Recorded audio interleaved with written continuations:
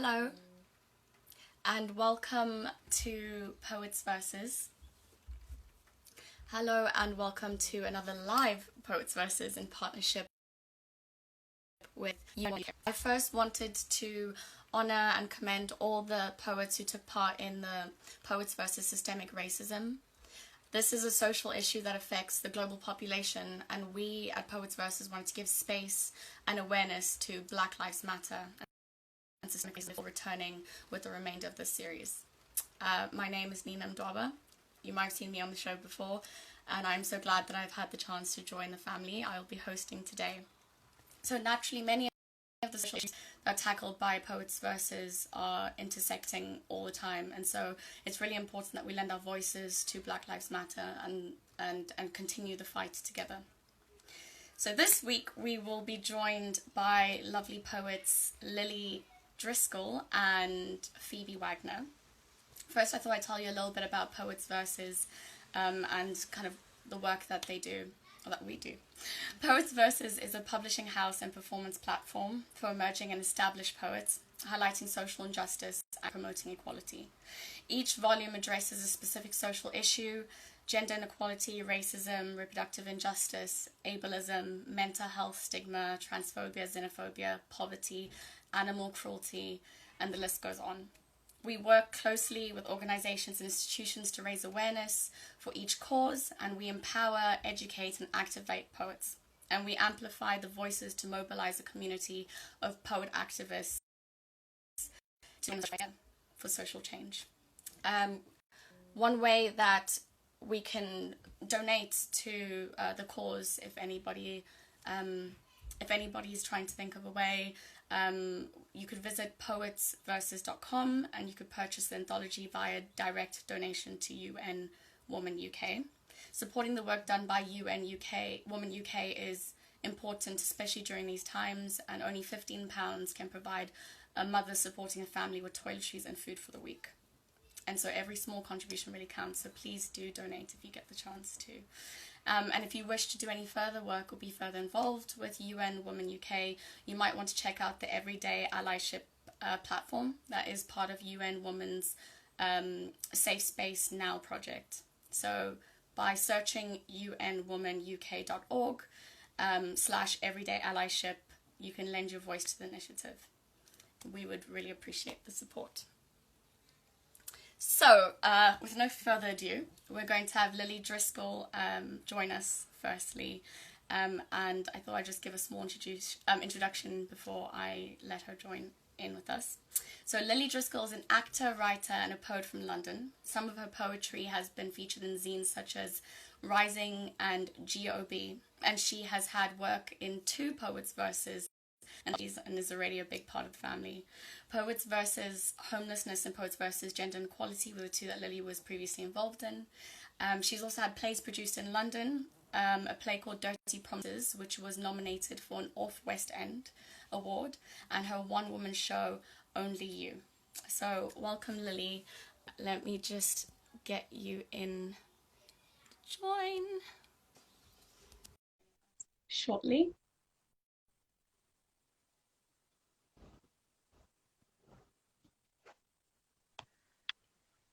I think that's Lilly.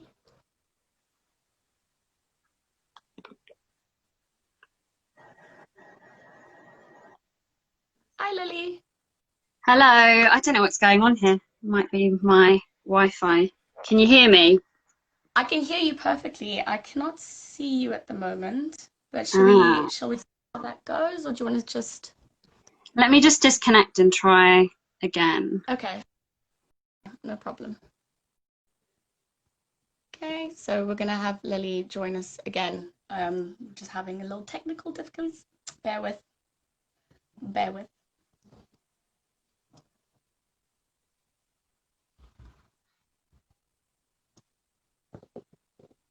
Okay, I think that's Lilly joining us again.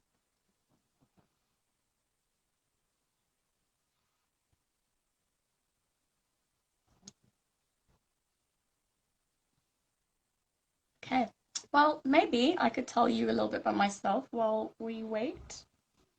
Um, so I've also been a part of Poets Versus in this series. Um, my poetry basically consists of autobiographical pieces that I guess coincide naturally with kind of political activism. I write poetry about my experiences, but this is not why we're here. Um, I'm going to wait on Lily because this is not about me. Let's see if I can get Lily to. Okay, it says waiting. Okay, why?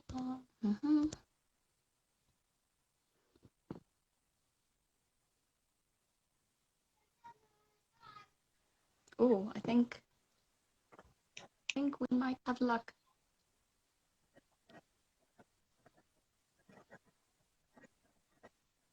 Lily? This is what happened to me last time. I don't know what's happening. Oh dear. Maybe I should.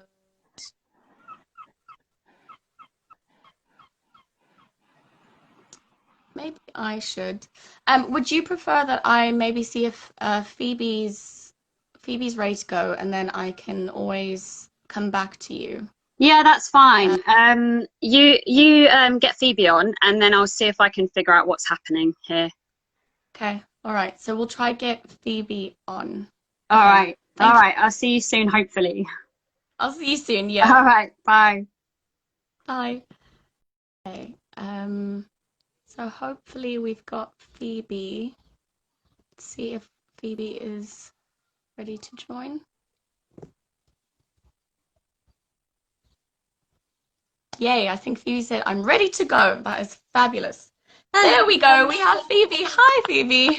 How's it Thank going? you Oh, that was thank tricky. you for being ready to go. Yeah, I think we had some technical difficulties there, which is, of course, in this time, I think everyone's kind of logging on at the same time, so it's a bit crazy. Yeah. But now I think I should give you your intro before I keep going. Okay, so Phoebe Wagner is a poet and theatre maker from London. She is a Barbican young poet and part of Living House Theatre. She has worked previously and published her debut pamphlet, The Body You're In, with Bad Betty Press in October 2019. She studied European theatre arts at Rose Bruford College and theatre at the Brit School. She's worked regularly with poets takeaway, cooking up poems for the public from a burger van. She's performed poetry and theatre in venues and festivals around the UK. Wow, busy. So, firstly, how are you doing? How are you Good. keeping during Yeah. this bad I time? mean, I think this week has been like difficult. I think with the Black Lives Matter movement, it's really like shifted my perspective on like I need to be actioning things and more proactive. Um, but yeah, I'm okay today. Yeah, I'm all right. Yeah. That's wonderful. That is wonderful. And yeah, so important that, we continue to do the work for Black Lives Matter. And I think anyone who's, especially in a position where you consider yourself an ally, it's important, like you said, to action what you say, of course. Mm. So first question, I've got a little few questions for you. Why did you choose to submit your work to Poets Versus? Well, I'd seen the gender inequality one, and I'd really loved how that event had been set up and everything. And when I saw the call out for this, I just thought like Poets Versus is such a like brilliant like organization to platform people's voices and platform these ideas in a really strong way. And I feel like sometimes like some poetry events are a little bit scared of like talking about issues specifically, and it's really powerful when they're just naming them and going, we're standing against this. It's yeah. Yeah, the power in naming things and putting Hmm. them out there, because what's the point of avoiding it, right? Yeah. So, why do you write, and for whom do you write? I think when I started out writing, it was like for me to connect with my voice and what I wanted to say. Like I was like quite a like shy kid, and it allowed me to articulate things that I couldn't, and I think that kind of still stands now. Yeah. But it's kind of developed more into thinking about what I represent, and what I want to articulate for other people, and how that can like liberate them in small ways, in the like everyday articulation of like, you know, what we experience. I think, yeah, for who it can really depend on the poem as well. I think you want to speak to different people, so I think I talk a lot about my experience as a woman and as a bisexual, so those kind of things are like, I tend to represent those things. Yeah. Yeah, I really resonate with what you were saying about, you know, finding a way to articulate yourself through poetry. I think I similarly had a lot of things I was like, how do I put this into words? And just writing and performing it was that avenue for me. So I think that's really lovely that you said that. We at Poets Versus describe contributors as poet activists. For you, what is a poet activist? What does that mean to you or for you? I think this question's interesting. I think we are, as poets in our nature, activists already, and I think poet activist is such a good way of phrasing it, because whenever there's this poem by Jameson Fitzpatrick, I think his name is, and he talks about everything you do is political. You know, in this poem, he literally, it's a list poem where he literally, he says, I woke up and it was political. I went to uni and it was political. They're like things that we do in our everyday life. The choices that we make are already political. So activism is kind of tapping in and pointing at those things and questioning them, to engage with, you know, how we can action, putting like changing things basically. So I think poet activism is using your poetry to articulate those things in order to change things. Yeah. 100%. And I guess like what you're saying with, you know, everything is political. Some identities have been politicized so much more as well that it's hard to almost like steer away from that, and so that becomes political just by existing, you know. I resonate with what you're saying. Right. So my next question is, Poets Versus has composed a code of conduct that is open. It's an open source, which means that it encourages other platforms to adopt it and to use it in safe spaces or as a safe space policy. What do you think about platforms creating a code of conduct and publishing them?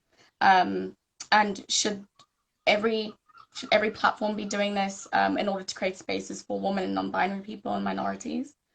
I think a code of conduct is a really helpful way of putting everyone on the same page on what we're standing for, and it allows there to be, it does create a safe space of going, this is what we will not tolerate. And I think depending on the poetry night, and if it's something that, you know, I think some kind of code of conduct is really helpful. And like, this is actually like what the first event that I've done where there has been a really clear code of conduct, because sometimes you can find like, especially at open mic night, sometimes that there's not, people might go on and say a poem that is quite triggering, or you know, or just can be quite violent sometimes. So it's really helpful to have that way of going, okay, this is what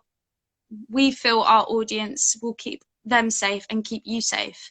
So it's about it's how to generate those safe spaces for people.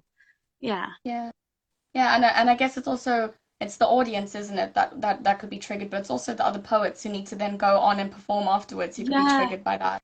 And that's obviously a comfortable feeling. So yeah, 100%. And I think they should be shareable. Like I think people should be sharing safe space policies, or at least if you don't understand and like necessarily where to go with one, you know, the fact that, for example, Poets Versus has one that's shareable, why would people not try and use that, you know? Yeah, yeah. Yeah. Yeah.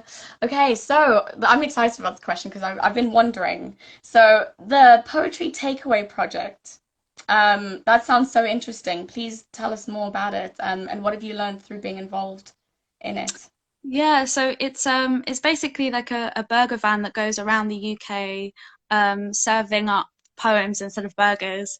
Oh And wow. yeah. So it's a completely free thing. So if you go to what you go to one of the poets at the front of the van, and you'll have a conversation about something.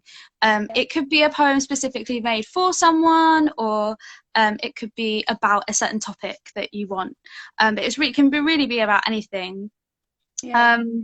But yeah, so what have I learned from it? I've really learned, like, when you do an order, you really it teaches you a lot about listening, and like kind of like fine tuning, like listening and asking questions, kind of find the most like powerful thing in the poem to that sometimes it's almost like you're looking for the keys of like things that you think that they would really cherish being said back to them. Yeah. And actually a lot of the time what people say is poetry already. Like I'll end up just writing literally verbatim down what people have said.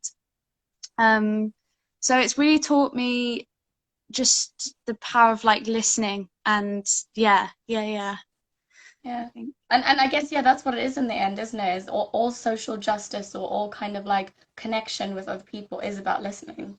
So Mm, why not listen? But yeah, that's fascinating. I was really like, what? I was wondering how that works. And with the I guess like with the people coming up to you, would you then hand them a poem like on paper, or would you actually say the yeah. poem to So we do both. We write it down on a piece of paper, like super neat, and we say it to them as well. Sometimes they might not want it said, or they can't have the person there, so I can't say Yeah. it to them. Or they might record it sometimes, so they record it on their phones. Um, but yeah, it creates a really lovely experience. Like you, sometimes I go away from certain orders, and you feel like you really like connected with someone because you've had Yeah. sometimes conversations that can be quite difficult for them, and they've really opened up and been really generous, or Yeah. it's just been really fun. Like it's yeah, it's a special organization, I think. Yeah. Yeah, no, it sounds amazing. It's an amazing initiative. Like honestly, I'm like, how do I get involved? But yeah, so could you please share one of your poems that was in the anthology, Nudes of Flowers for Men? Yes, of course I can. Do you want to tell us about it first? Like, do you want to tell us like what inspired Yeah. you writing? So this poem was actually inspired by a post that I saw on Facebook from someone who, like, I don't it lives in America. She lives in America, and I don't really know her that well. But the post was literally, it just said nudes of flowers for men, and for ages Yeah, I'd been like kind of writing bits for it, and it didn't really work. And then, you know, I just yeah really went into the kind of, yeah, I'll read it and yeah. I'm looking forward to it. Yeah, Okay. Nudes are flowers for men. When you arrange your bouquet, choose his favourites. Or if you don't know what type he likes, at least go for the classics. Make sure to create clear shadows with your textured body, creases, arches, and bulbs. Ignore any itches. Try to photosynthesize your cheekbones in the light. Say to him, I got you these. It's nothing. His stone will begin to break, and it will be as if he is shifting out of a seed. He will peer into the light, a buttercup lifting to a neck as he says, they're my favourite. He might go back inside, get a vase and run the tap. his hands gently peeling plastic and paper. He might ruffle them and become wind pollinating his sentiments. And when he's done, he will close you and place you in his pocket, dead and pressed amongst the others. Thank you. Wow, thank you. Thank you for sharing. Oh wow. Yeah, that really hit me. I don't know. I think maybe it's also just you have a very calm kind of way of speaking or like performing, and Thank you. it really just kind of was like dancing around in my head, like all the different things you were saying, and the bit about at the end he will close you and put you in a book like all the others. That really sat with me. So yeah, maybe it's a good time to speak about like the people who inspire you. Are they poets that you inspired by, or activists that you inspired by? And like what is it that about them that inspires you? I think what the poet that got me started writing was Deanna Roger. She's a poet. She came and did a workshop at my school, and that was like just what started it off. But the way she writes and performs is such a like generous and like she just has a very warm energy when she performs and when you hear her poems. And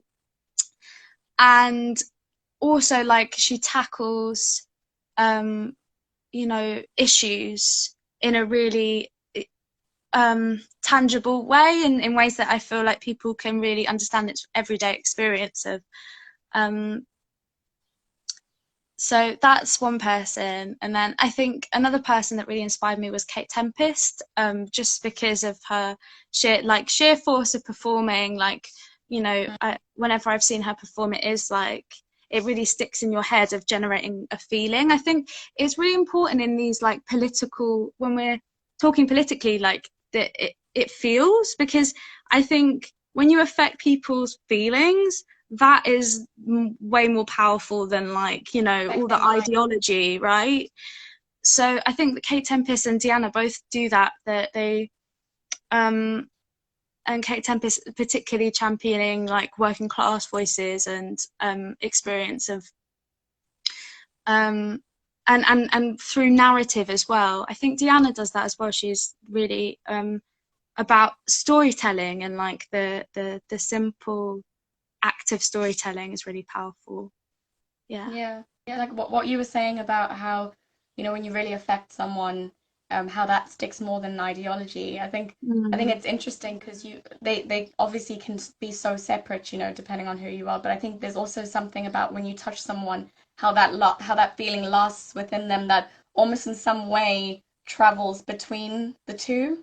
So it kind of, I think when someone can feel a feeling in their body, sometimes there's a way to try and formulate words to make them bring it to kind of like cognition, and so the two are almost like sharing within this realm rather than them being separate. But exactly what you were saying, like feeling is so important, isn't it? To like make people really, I guess, like make change and like and it want informs the ideology as well. Like especially with Black Lives Matter, it's like you know, what's coming to the fore, I think, especially in this time, that it's coming to the fore that this is like, that this is people's lives and feelings, like, and like I think sometimes movements can like over ideologize and kind of forget, you know, that actually what we're doing is that these are real lives. So yeah, I think it's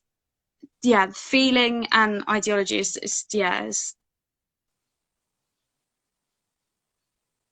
Oh, we've got a bit of a lapse in connection. Oh, that's okay. We just had a bit of a lapse in connection, I think. We both froze. I was like, oops. Okay. Yeah, thank you so much for sharing that.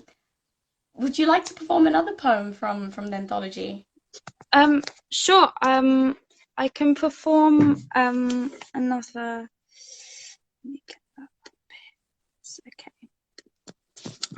This one is called Your Mum's House, and it was after I went to a club and a club night called Your Mum's House. So it's named after something that happened there. There is mention of like, yeah, sexual harassment, like an incident of it. So, but I think it's okay. It's, yeah, okay. Your Mum's House. Have you ever fucked when the water's running? No, I haven't. He turned to his grin and laughed. It's in the lyrics. I faced the bar and ordered my drinks. Her eyes miss him show his grin, how he could rub his arse on me. Someone took a whole butt cheek and squeezed a fuck off out of me. I hope he felt the F on his face. I wanted the bar to be closer to my stomach. A hand slammed a drink, the ice shook, my hair was swiped from my face. He said, don't be scared. I roared, fuck off to the pack now towering above my head. A mouse to the mouse stuck in a lion's body, woman to man. When I hear people telling their daughters and sons that ballet is for girls that have no oomph, that we are lions in street dance, I want to remind you of the strength of mice and an army of ballet dancers whose ankles tower them above the meat market. I turn the bar, slicing my stomach. We wince at a woman who pees in the street, the way it runs between the concrete, not like it runs the same for a man. He tightens his hands and squeezes, like this is his meat, likes to see the way the juices bleed from the bar. My mum had her hair tie pulled out on a school bus, like it was a tape measure. They thought they could see the whole length of her. She told her mother to cut her hair. It's been scared to grow that length ever since.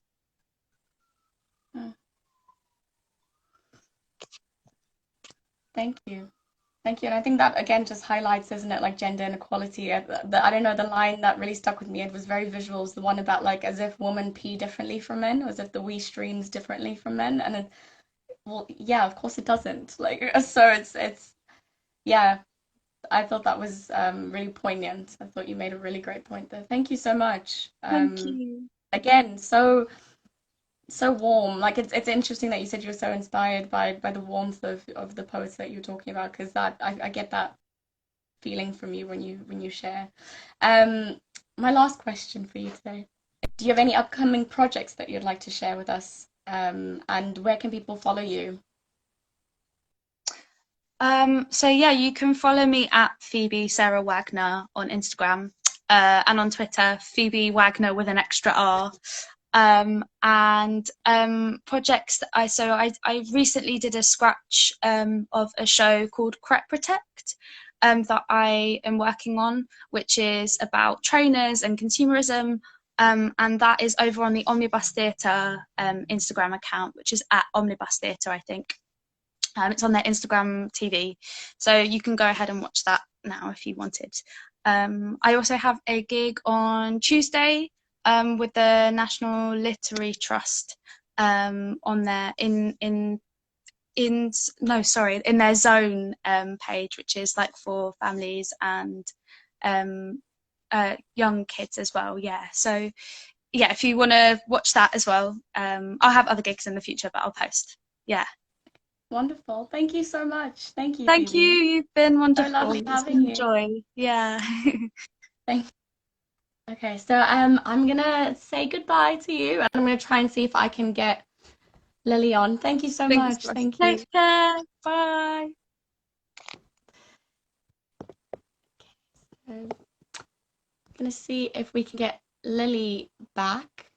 Hoping that we can.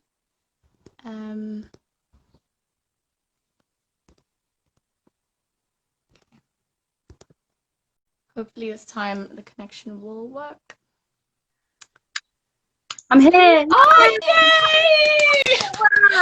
Oh, I turned my phone on and off again, you know, that old trick. okay. Technology. Trust me, like every time something happens on the show, I'm like, I know, right? I know. Thanks.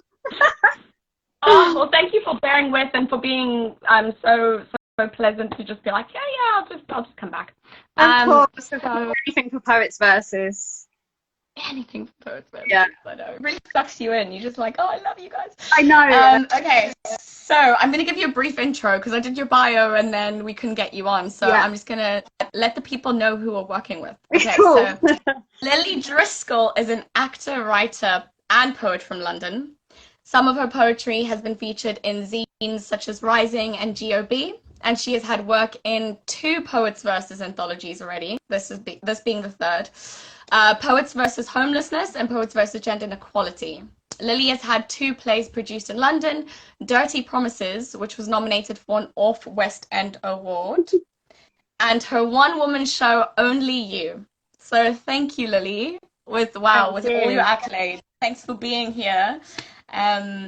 Yeah, how are you doing? I know you've been really kind of like involved this week, so how are you doing? Yeah, it's been mad because I hosted the 2nd Systemic Racism night, and so then to do this I was like, oh my god, I'm live again, and it's a bit mad, but it's nice to be involved and to be active in what's happening. You know, I went to one of the protests on Wednesday, and it just feels like, you know, doing something feels very positive to do that, and then come back for this, you know.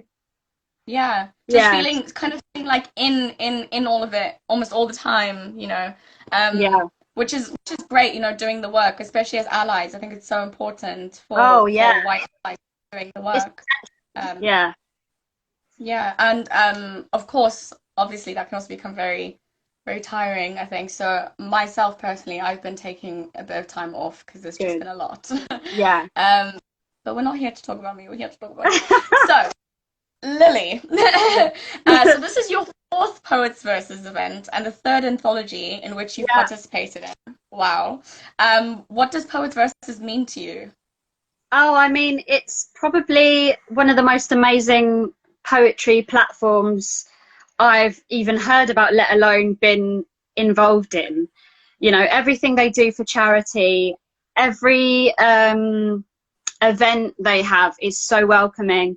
And I actually co-presented the Gender Inequality night at the Poetry Cafe, and it was it's just such a family. It's lovely to be involved. Always is. There's a lot of warmth. You can definitely feel that is connected, and that I think like the people within this organization really mean what they say, and there's something really important about that, I guess, when you yourself are fighting for a cause. So that's amazing. What motivates you to write? You seem to do a lot of writing, so what motivates you? So I've literally I went through a phase of doing 1 poem every day. So during lockdown, I've been a little bit less productive, but I set myself a task. I think it was like last January. So I did a whole year of doing 1 poem every single day. And it was more for like myself and for the discipline and to know what I like to write about. And it just kind of helps when you're not putting that pressure on yourself to be like, oh, I need to write the perfect poem and I need to perform that poem. And, you know, I think writing 1 every day really, really helps letting it go and being a bit like, okay, that one wasn't so great today. Tomorrow I'll write one that's better, you know? Yeah. And you become surprised by what comes out of you sometimes. You're like, oh, wait, I didn't know I even had this in me today. But you kind of just delve into it and see what happens. That's it. Or like a memory will come up and you're like, I haven't thought about that memory for years, and now I've just written a poem about it. So it's a very good way to figure out your voice as a poet, for sure. And the discipline, of course, you were saying, is just kind of within the practice, isn't it? So that's amazing. That's absolutely amazing. I'm inspired. I might try it out myself. Yeah, do it. So, in what ways do you see rape culture being, I guess, propagated and normalized and desensitized? And as activists and poets, like, how can we contribute to undoing this, I guess, socialized norm? Yeah, I mean, it's everywhere, isn't it? I think we've been conditioned as a society to just look past women being harassed and women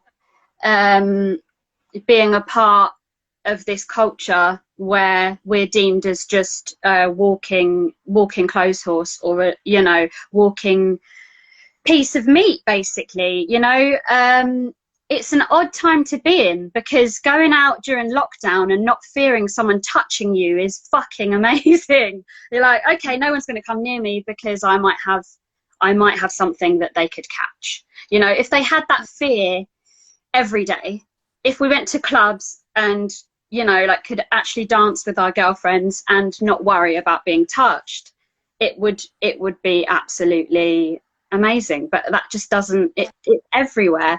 And I think as activists and as poets, what we do is we write about it and we talk about it, and we don't shy away from things when they're hard to talk about. And that's with everything. That's with Black Lives Matters.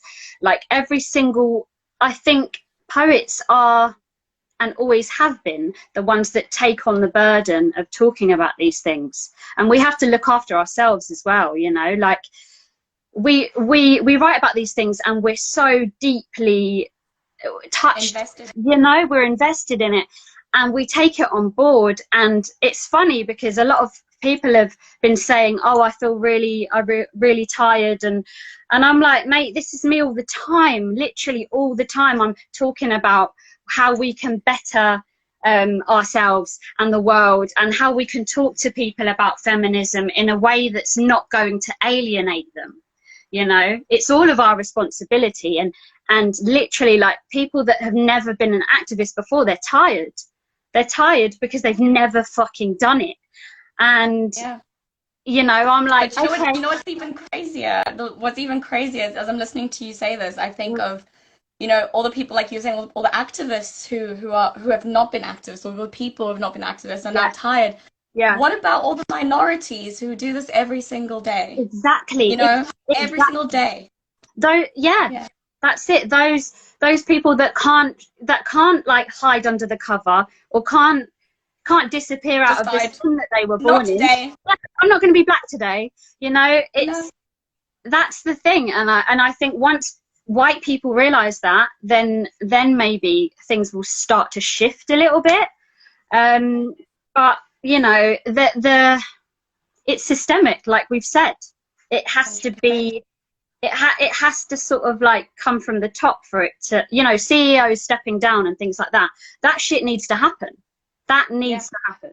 Yeah. It needs to come from every level in society. It's not just a one layered thing, because it's also deeply ingrained. It's almost like in the cells and the membranes of society, you know, and it's it needs everywhere. To really just be like picked up. It's everywhere. It's every sector. Yeah. I could go on with you forever, but we've got an interview. But thank you so much for all of that. That's so important. And I think it's amazing that you as an ally are really lending your voice to a cause and speaking, I guess, like shamelessly of that experience being something that you're also a part of. You know, I think people shy away from that conversation because it's uncomfortable, of course. But it's like, it's not good enough. It's not good enough. It's not. And it's funny because, like, I've always thought that I've been too much on occasion, you know, and people will say, oh, don't bring that conversation up in front of Lily because you're going to get a conversation. And go Lily. Yeah, like, so all along I've been right. I've been actively, you know, and now people are going, oh, well, it's popular to talk about these things. I'm like, it's not fucking popular for some people. It's their lives, you know, and it should be all of us. We should be actively educating. Yeah, it's all about educating ourselves. Yeah, and the next generations, you know, to not go through the same things that we were growing up being told. You know, it's bullshit. Doesn't have to happen that way. But anyway, you get me on all day. We honestly, once you get, I'm sure you and I could go have we'll have a little chat after this. Yeah, for sure. But I would love to hear about your poem, Sometimes I Feel Like I Hate Men. There's a line in there that says the speaker, so the speaker in the poem, I guess, speaks of how you wouldn't say certain things on Twitter, like you wouldn't dare question things on Twitter. And I guess the line that follows is, I'd get piled on and called all the names under the sun. Yeah. So of course, I guess it's important for us to acknowledge that violence also happens online, and violence also happens in these kind of like online platforms, and it's not always safe. So how do you navigate social media spaces? It's funny because a friend of mine said to me today that I navigate Twitter quite well, and sometimes I agree and sometimes I don't. I feel like sometimes I'll put something out, and then as soon as someone hits back with something, I get extreme anxiety. I get the knots in my stomach, and I start questioning why I've done this and why I've put something out that to me doesn't feel very extreme. You know, it's humanity. You know, and I think the better, you know, like the best thing about it is knowing that it's educating in some way, and it might not ever get through to certain people. It probably won't. But there's a new thing on Twitter, which I really like, is that you can filter who can reply to you now, which is amazing. And I think it's been created because essentially of rape threats and violence towards women online. And now you can basically filter, if you put out a post, you can now say, the only people that can reply to me are people that I follow personally. So it's a really good way to not be scared about talking your truth. Yeah, wow. Okay, that I mean that's really great. I actually didn't know that exists. Yeah, it's very new. It's very new. Crazy.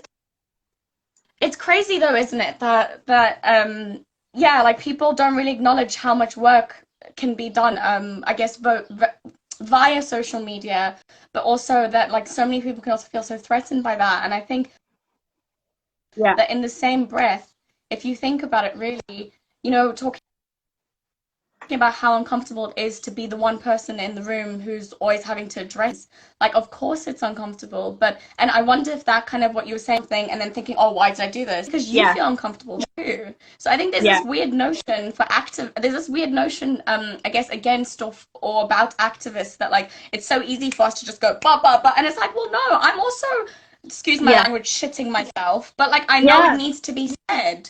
And so I'm putting myself at jeopardy for this, because I know it's necessary that this is done. So yeah, thank you for sharing that. It's so important. Of course. It's so important. Of course. Yeah. Oh, queen. Okay, so I would love to hear your poem. Sometimes I feel I hate men. Do you feel prepared to share that now? Of course. Yeah. Sometimes I feel like I hate men. I hate everything about them. Does anyone blame me for that? I mean, yeah, don't dare ask that question on Twitter. I'd get piled on and called all the names under the sun. That would make my point so very, very perfect. I hate what they've done to my friends, to me, to women who need to just go out and make a living any way that they can. Yet they're accustomed to a man's hand, a fist disguised as love, a lip full of blood, the bruises hidden under Primark's finest. Joggers on joggers and jumpers, you have to stay modest. Cover your fucking body before I cover it in something. Stitches weaved into your heart as you say it's really love. He does it because he loves me so much. Man, that makes me panic. It makes the blush run to my cheeks and want to run down the road screaming for you all. For us all. For every time you disguise a bruise or a bump for a silly fall. Because you fell. You fell for a man who used all he had to silence, to cover you up, to make you a lesser version of yourself, and denied it was violence. I don't care if your hands were on me tonight or not. Your words were enough to break me. You and your friends telling jokes because the buzzword in BuzzFeed that week was gaslight. Let's tell that girl she would be beautiful if she lost some weight. Tell her to smile. Let's tell her she's the prettiest of all of her friends. Let's chat up her mate, and when she says no, say you never fancied her anyway. All the small acts of violence you disguise as kindness. I am done. I'm more than done. I'm damaged. But this ain't about goods. And I'll be all good. Don't you worry about that. Not that you would. I'll use this as another reason to further protect myself.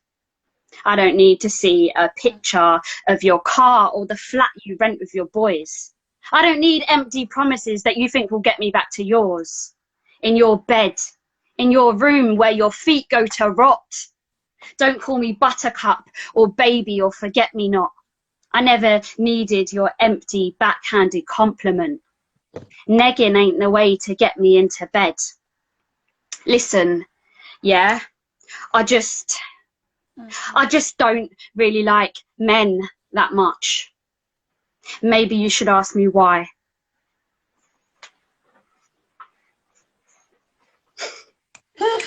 Wow. Wow. Thank you. Wow, I really felt really like my chest felt like it was almost like about to just kind of like pop out, like my heart was gonna pop out my chest. Bless Wow. you. Thank you. That was very powerful. No, it was very powerful. And I think it's amazing how you've listed almost like all the ways in which abuse comes through, because some people think abuse is this physical, obvious thing, right? Yeah, but what about the times where it's not? Yes, what about the really, times when it's not, when it's very subtle, you know? all the subtle, you know, the subtle things that the manipulation, you know, gaslighting, those things that we never used to put under the banner of abuse, you know, and they are, all of those things are abuse.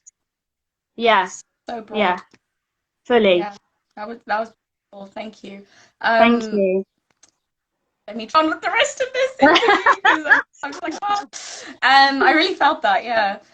So you're an actor and a playwright as well as a poet. Mm-hmm. What role does your work in theatre have in shaping your poetry and vice versa? I mean, theatre is an interesting world to be in, you know. There's lots I like and lots I don't like about the world of theatre. But it sort of shapes what I write about sometimes, who I write about, my interactions with people. I'm meeting people all the time, because if I'm in a play and I'm in a company of actors that I've never worked with before, or I've never met before, I'm constantly having new experiences. And so I just love talking to people and learning about people and hearing about their stories, and that enriches me as a person. And I love to write about people and talk to people. And I worked with someone recently on a play, and she was asking me about my one poem every day. And after a couple of days, she came in with a poem that she'd written about me, and I was like, that is like, I love that so much, so much. Yeah, it's about connecting, isn't it? It's really just about like finding ways to connect with people, and the stories you share through your poetry and through your plays, I'm sure, just have this like way of connecting with other people. Yeah, I never know what's like resonate. Yeah, I mean, with the plays, like, I think they just kind of came out of being someone who writes all the time, and writing poetry is really the foundation for everything I do. You know, my first play had pieces of poetry in it, and it was sort of described as like a poetic play. You know, it wasn't fully in rhyme, so it's not a rhyming play, but it has lots of poetry in it. So yeah, it helps everything I do, really, poetry. I resonate. Yeah. I'm so there with you. So there with you.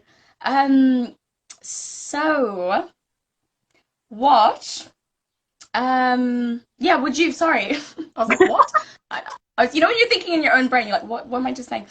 Would you be able to perform another poem for us? Of course. I think I've got 3 in the anthology, but I've chosen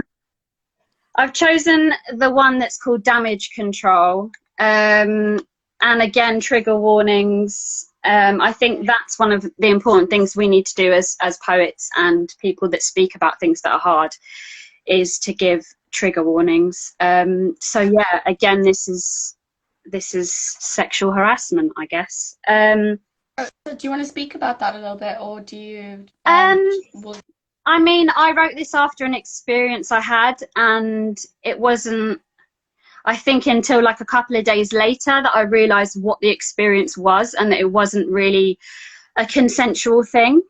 And I think that it's difficult because we make excuses and we tell ourselves this as much as anyone else to not overthink it and to not damage ourselves even more, you know, because if we just write it off as, oh, it was a night out and I got drunk, it's fine, we don't have to think about it too much, you know. So it's as much as a coping mechanism for ourselves as it is a thing of going, yeah, I'm not going to admit it to the world either. So I wrote this piece, and it might speak more for itself than me going into it. But okay, this is Please share. I'm excited. Okay, to hear it. This is called Damage Control. I pick up that coat you tore off me, grabbing at me, wanting every part of me. Your hands, feeling too big for me. My body pulling away. I don't know if I said yes. Did I say yes? I can't quite remember. As you carry on making me undress, pulling at my thighs and my tights that were somehow left behind, the bruises on my skin, the reminder of your heavy hands holding on, me pulling away, you pushing yourself in. I don't remember. Maybe I don't want to remember. If I said yes, maybe that's less something damaging. I don't want this memory, so I'll just pretend it was okay. I probably said yes. I was drunk enough. If anyone asked, that's what they saw. That's what I was. And you were just trying your luck. And you got it. Got me for a night. No more, never love. So it's okay. It's okay. It is okay. I continue to tell myself. You got me again. You got me again. Thank you so much for sharing that. Yeah, and I'm sorry that you've had that experience. I think a lot of women, women with an X, by the way, I'm just going to add, will have had a similar experience. Yeah. So yeah. It's a weird one to read out because when I wrote it, it was like, I don't know, there's certain pieces you write and you think they're spoken word, and a lot of the pieces I write, I don't really feel like they're spoken word. They're more, you know, for the page, but actually saying it out loud feels really poignant, you know. Yeah, and I guess that lends us back to that conversation just now that we were having about trigger warnings and how people are affected. Like poetry is so affecting. Yeah. People are affected by the words, whether they're written down or whether they're spoken. I think when they're spoken, of course, there's emotion that comes with that, and it's almost as though you're writing for the first time. And so, yeah, it's so important that we, when sharing, we understand the responsibility and the effect of what we are putting out there. That was powerful. Thank you so much. Thank you so much. Do you want to share any upcoming projects?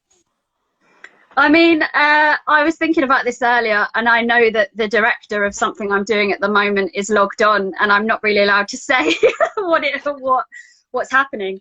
But I think there'll be an announcement soon. So if anyone's on Twitter, I'm at Lilly Driscoll, Lily with 2 L's. And on here, at Lil Driscoll, because I'm so cool. So yeah, just, I guess, like, follow for any updates. And it's whatever's happening, you know, because I guess it's like all up in the air at the moment, isn't it? It is, and we're all just living. I think me and you should just have a chat show. You know, I think that would be a good thing to like host, right? Listen. I am keen. I'm super keen. Actually, I'm not joking. Yeah. I'm definitely love to do that. Actually, Let's do it. Always keen for collaborations. I was actually saying this the other day. I was like, just anybody, because we could probably go on forever, and clearly there's so much to say. And I'm like, do I have time? But I realize I have time for one more question, so I'm going to ask you. So cheeky.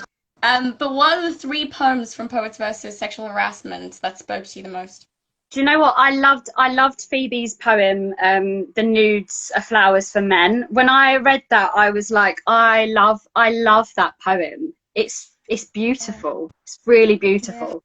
And there was one that stood out to me by Billy PN, which is called "A Night in Clapham," which is kind of in a way similar to my piece in the fact that it's a night out and, you know, something happens and you're changed because of it, you know, from being in a situation that just sort of like unfolds. And I think there's a lot of sort of truth in that, and I think we can all relate to that in some way. But I haven't read every single poem in the anthology, but I need to, and there's a lot of amazing poems in there, so I really do say to everyone to get it. I get on it. To get on it. Get on it. Go on, read them. But yeah, thank you so much, Lily. That was so lovely having a chat with you, and keep this conversation going, because I think definitely you and I are going to do a thing. So thank you again to both you and Phoebe for tonight. It was lovely having a chat with both of you, and I guess because I follow you both as well, it's lovely to have a chat with you and actually see what you're about as well as hearing you perform. I was really gassed about today. I was like, yeah, exciting. But yeah, so I'm just gonna kind of do my nights. Of course. And thank everybody for viewing. And thank you again, Lily, for sharing. Thank you so much. Continuing the fight. Yeah, it was a pleasure. And yeah, just before we close, I suppose there was one thing I had to say about I've had a situation in my in a kind of close relative to me who has shared some very disheartening and obviously heartbreaking news about gender-based violence that's happened in my country, and the person I'm related to is trying to raise funds for the family of the person who's been lost to gender-based violence, and there's a GoFundMe page that will help pay for her funeral. Her name is Sibongiseni Gabada. May she rest in peace. And I'm going to put up the link to my GoFundMe page, to her GoFundMe page, on my Instagram. So for anybody who's listening, and for everybody who obviously feels very passionate about this cause, please, please, please give what you can. And thank you again for joining us. Next Wednesday, we will have 2 new poets, and I will be hosting again. So I will be looking forward to seeing you again. And thank you for tuning in.